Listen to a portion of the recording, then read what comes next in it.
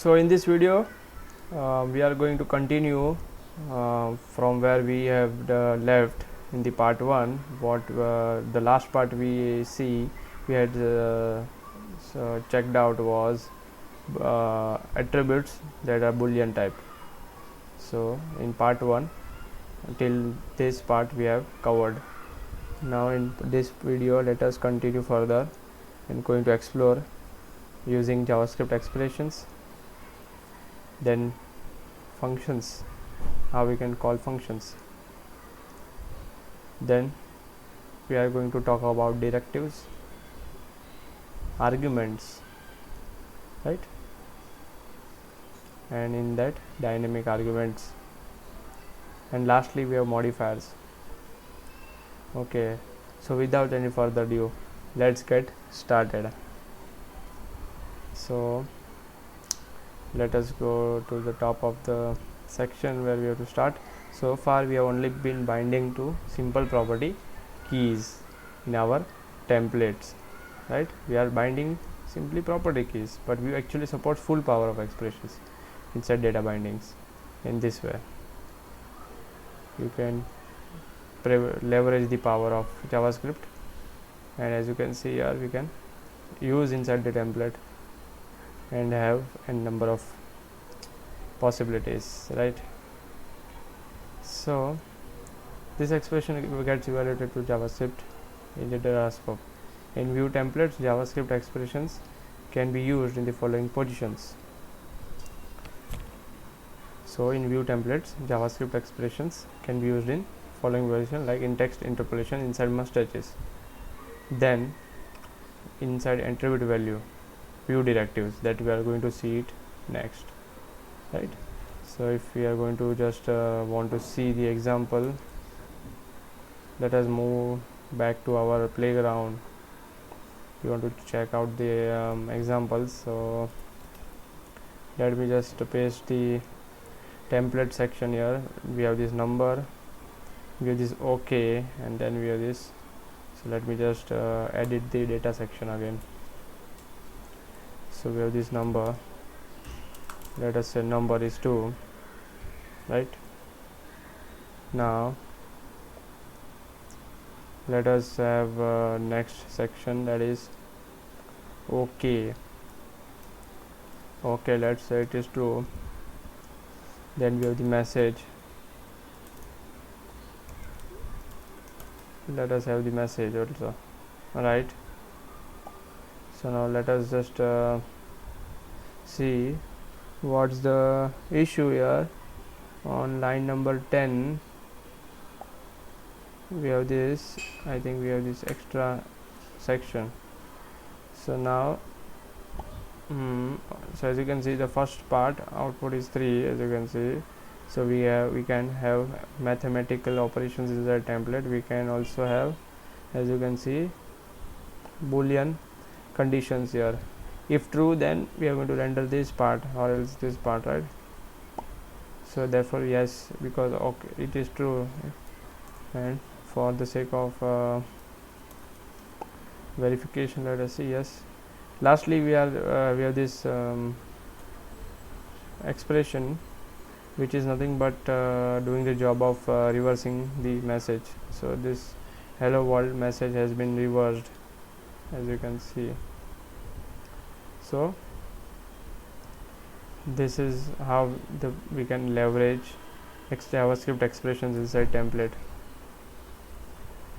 Each binding contains only one single expression, so following will not work. Now this is not going to work.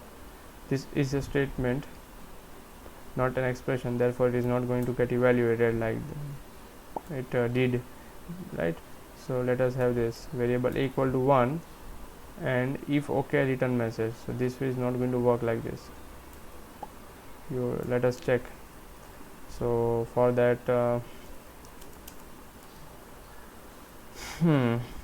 so let us see variable a.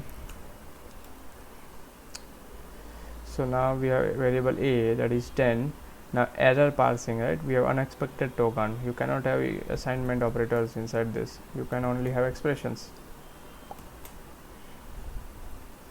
only one single expression, because statement is not going to work. This is a statement, as you can see. Statement is nothing but which has a left hand side and a right hand side, and in between it there is an assignment operator, for example. There are many other types of operators also, but for current context, for understanding, this is a statement, so that is not going to work. We need expressions, so this part is an expression. Right hand side individual part, it has some operands, and we have operator. Let us move further. Calling functions. It is possible to call component export method inside binding expression. So we can also call methods whatever we have inside our templates and also inside our attributes, like this, right? Now tip is functions called inside binding expressions will be called every time the component updates. It is going to get a call, so they should not have any side effects. So that's changing. Now let us now what is this section? Tabular sandbox, and only have to access restricts list of globals. It exposes this globals not explicitly excluded. Let us move further. Directives. Directives are special attributes, right? I told you earlier that they are special attributes with V prefix, V dash prefix. Now Vue provides a number of built-in directives, like we have VHTML, as we have seen in part 1. We have BV bind attribute, as we have, which we introduced now above. As you can see, we have introduced it, right? Now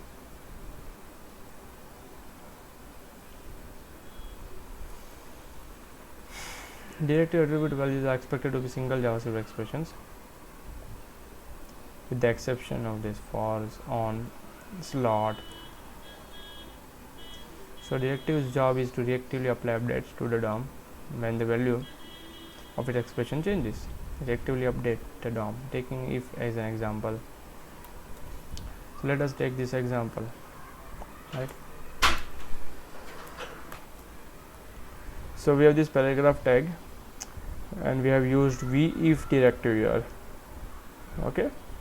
Now, as you can see, you cannot see any paragraph tag, right? Yeah.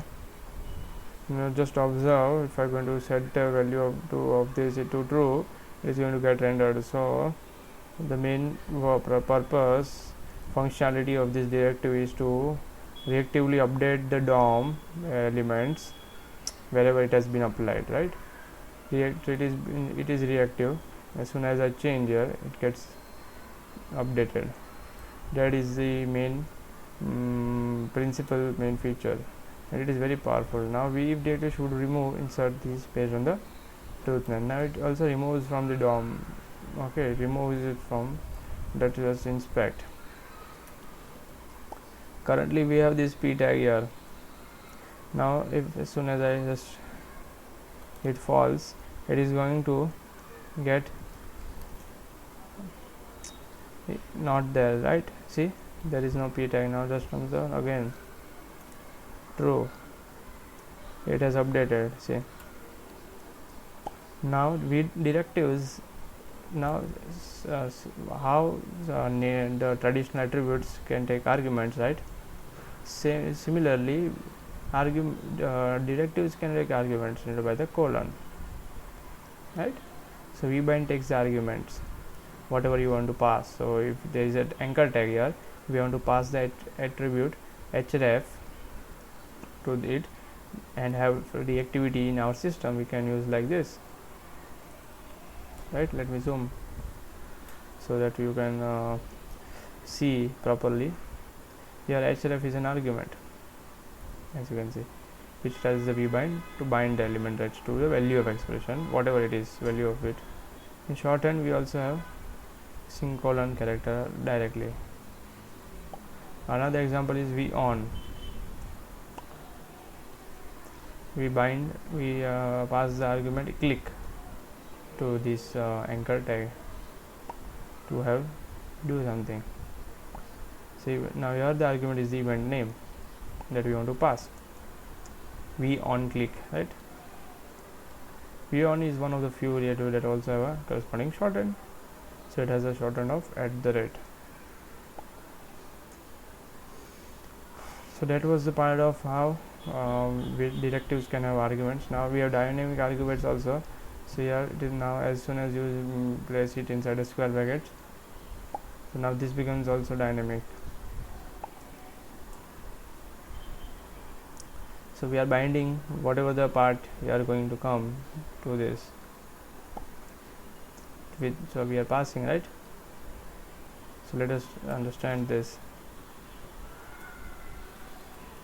So this anchor tag, as you can see, now whatever the attribute name is going to be, currently what it has, there are no attributes to this element.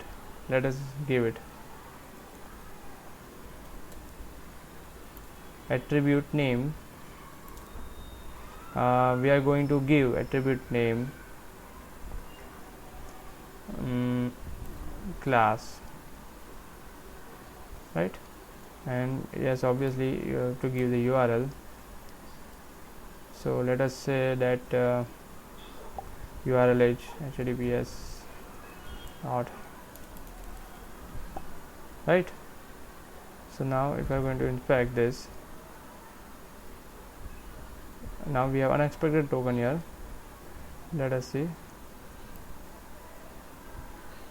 So it has get, so now as you can see, the anchor tag has got attribute class that I have given from the data section, that is the dynamic part. It has taken this part and rendered here, and this is also dynamic. So this is, I can change here like some other URL. See, it got changed. That's the power. Now I can also have it as ID, right? And the most obvious case is the href. See, it becomes the link. Okay, what else here we have? Let us move to modifiers now. So whatever modifiers in general are part that is applied after some directive. Okay, they are special postfix. Now they are always postfixed, denoted after dot.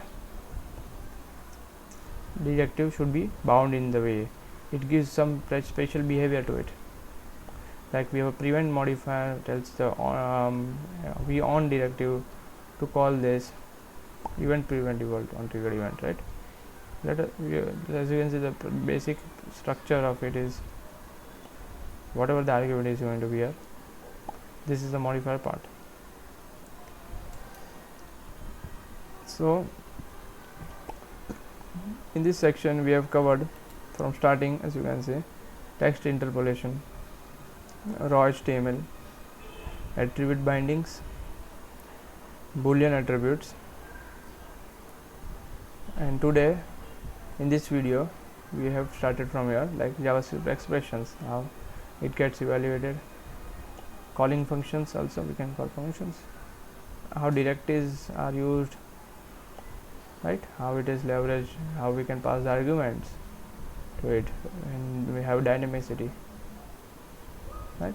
And we have these modifiers as the part. So let us just keep this video short, and in the next video we are going to cover reactivity fundamentals. We are going to understand how reactivity works in Vue.js.